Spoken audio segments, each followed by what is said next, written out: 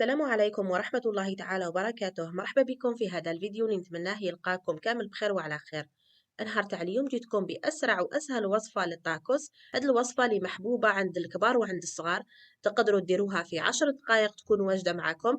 تبعوا معنا الفيديو من الأول للآخر باش تعرفوا كيفاش درنا هاد الوصفة، ولأول مرة راهو يشوف الفيديو هذا ما تنسوناش بالدعم ديالكم باللايكات وبالاشتراك في القناة.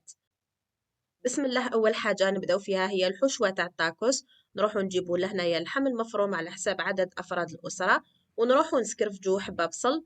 لهنايا تعمدت نسكرفجها وكنت تشوفوا بلي راهو جاني شويه الماء هذاك تاع البصل. انا لهنا راني تعمدت نخلي هذاك الماء تاع البصل على خاطرش دوك نقول لكم علاش. نجو نديرو لهنايا التوابل فيها ملح وفلفل الكحل وشويه كمون ما تكثروش منه، واختياري تانيت هو توابل تاع الشاورما. ولا حبيتوا هذيك النسمه تاع الفلفل الحار تاني راهو رايح يجي معاكم بنين هاد الطاكوس. لهنايا نوضو نخلطو كامل هاد الاخر فيونداشي نخلطوه لازم باليد. لهنايا باش تدخل كامل هادوك التوابل في هذاك اللحم والبصل تاني يدخل مليح في اللحم، ونخلوه لهنا مور ما نعجنوه كامل. قلت لكم هذاك البصل خلوه يطلق شويه الماء ديالو، علاش؟ باش هو اللي راهو رايح يحكم لنا هذاك اللحم، ومن بعد تيك راهو رايح يمشيهولنا. انا لهنايا حبيت اللحم ديالي يقعد طري باش نقدر نمشيه، ومن بعد دوك تشوفوا الطريقه اللي حنديرها.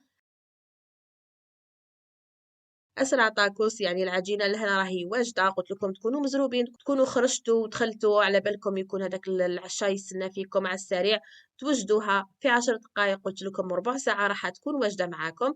لهنا نحكم الخبزة تاع الطاكوس ونبدأ نمشي فيها اللحم بهذه الطريقة. قلت لكم هذاك الماء تاع البصل هو اللي راهو رايح يعاونكم باش تقدروا تخدموا بها في هذه المرحلة هذه، لاخاطش لو كان ما يجيش معاكم هذاك الحشو طري ما راهوكوش رايحين تقدروا تمشوه لهنايا بهذه الطريقة هذه. ما تكثروش اللحم، غير سويوه برك على الوجه تاع هذيك الخبزة تاع الطاكوس هكذايا غير بشوية. لهنايا ما حبيتش نزرب لكم الفيديو باش تشوفوا غير بالعقل برك. بالطريقة هذه راح توجد معاكم طاكوس بسرعة. ما تحتاجوش طيبوا الحشو وحده. بالعكس يعني هنايا شغل تمتم كل حاجة توجد معاكم. كي تكملوا الخبزة تاع الطاكوس تلقاوها واجدة تحطوها ديريكت في الطبسي ديالكم.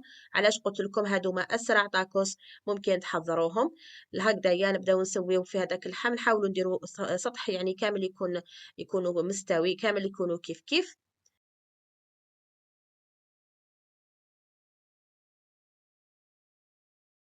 لهنا نكونوا موجدين بطاطا مقلية باش نزيدو نديروها في هذيك الخبزة تاع الطاكوس. ونجيبو تاني أي نوع تاع جبن مبشور اللي موالفينو. أنا هذاك هو النوع اللي موالفة نخدم به.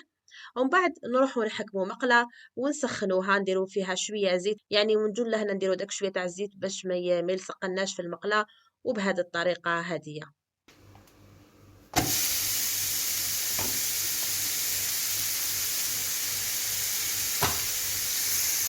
كيما راهو يبان لكم في الفيديو، راهو يوضح لكم ويشرح لكم في الطريقة.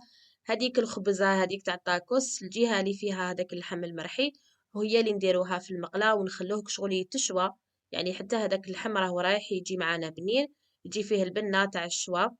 خير منين نخدمو هكا حشوة ونطيبوها في المقلاة خير.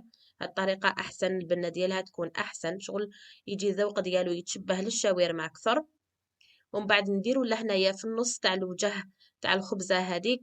مور ما نقلبوها نديرو فيها شوية بطاطا وشوية تاع فرماج، هذاك الفرماج المبشور. ونقلبو النص الوجه الاخر نغلقوها كما يبان لكم في الفيديو هكذا. ونحاولوا نحمروا لها الجهة هذيك اللي راهي من تحت، وبعد نزيدو تاني نقلبوها على هذاك النص الباقي هكذا باش هذيك الخبيزة تاع الطاكوس تتحمر معانا، يعني العجينة هذه تطيب معانا بهذه الطريقة.